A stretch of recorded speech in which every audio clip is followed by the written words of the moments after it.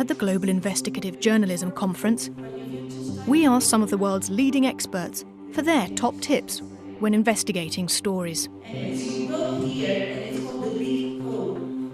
Using digital data can reveal hidden truths, and it should be accompanied by in-depth reporting. Hi, I'm Janina Sенини. I'm an investigative reporter with more than 25 years of experience. I'm the director of the data journalism program at Columbia University in New York. And I also lead a group of investigative fellows doing cross-border data investigations. And we're currently teaming up with some media partners in New York, and they publish the work we do.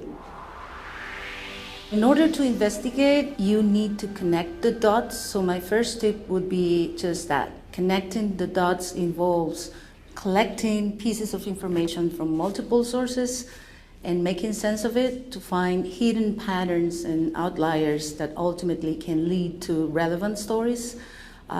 Investigating means precisely combining all these pieces of information from multiple sources. Tip number 2, do not trust any data source, because data lie as same as people do. So you need to conduct a thorough investigation about the data itself before starting to analyzing the data. One of the ways to do that is looking into how complete is the data, if it represents the time frame that you are investigating, also sorting by different fields, looking into the extreme values. Sometimes they could be typos and mistakes in the data. And then obviously is finding out who and why collected the data, what's the purpose of it, who paid for it. So all these quality assessment has to be done before you start analyzing the data. Tip number 3, before you start analyzing the data, you have to use your imagination. Imagine how the data was collected, by whom, was there any form involved? If so, then it's good to have access to that form and to see the questions that were asked.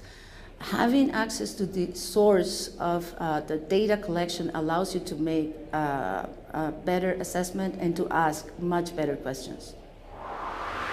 Tip number 4, data is full of acronyms and codes, and you need to know what they mean before digging into the data.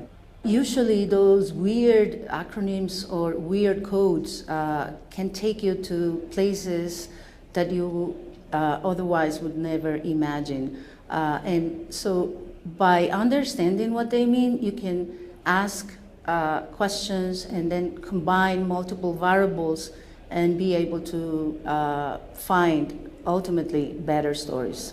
Think about it as if you are interrogating or interviewing a person.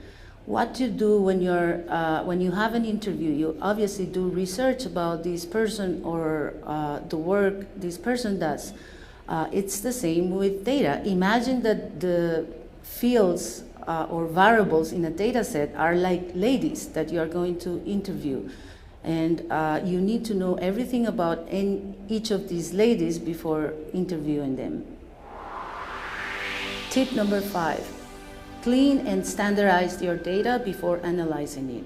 You need to make sure that all the variables have the same standards, that there are no typos of extra characters in every cell or piece of information. And so once you have your data clean, you can start having the fun part, which is analyzing this data and finding stories out of it. The most important tip is connecting the dots and being able to combine multiple pieces of information from multiple sources to answer a question that you have to have at the very beginning. Connecting the dots always implies going to multiple places, getting a piece of information that can lead you to the second place and the third place and so on and so forth.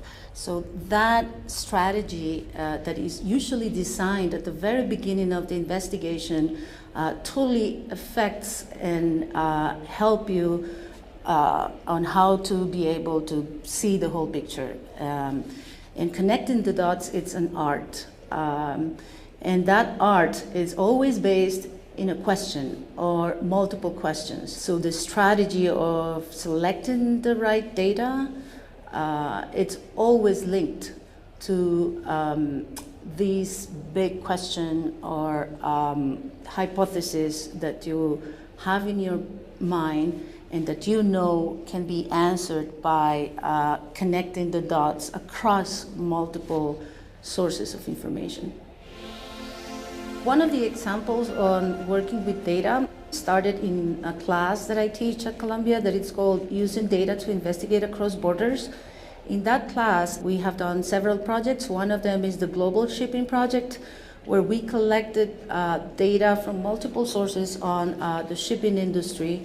And as a result, we were able to publish multiple stories, one of them related to the cruise industry and how, so we collected data on every single cruise ship in the world and looked into different patterns and variables about each of them. So we were able to prove how this industry is unregulated, how they lobby to avoid regulation.